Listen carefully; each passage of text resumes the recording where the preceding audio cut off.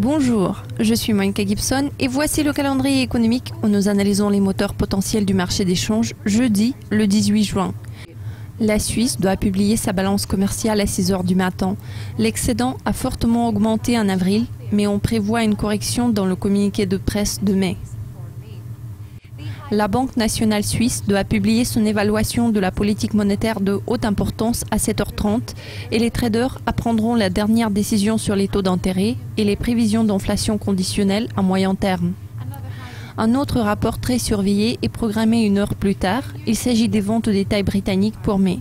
Le beau temps a stimulé la croissance des ventes en avril après une faible performance en mars.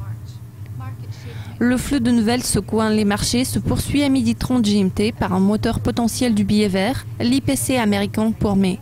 Les prix à la consommation ont gagné 0,1% en avril après une croissance de 0,2% enregistrée en mars.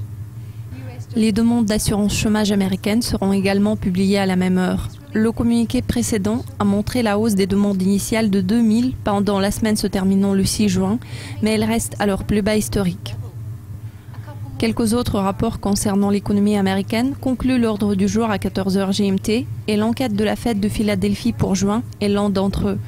La mesure la plus large des conditions de fabrication, qui est l'indice de diffusion de l'activité actuelle, a diminué de 7,5 en avril à 6,7 en mai.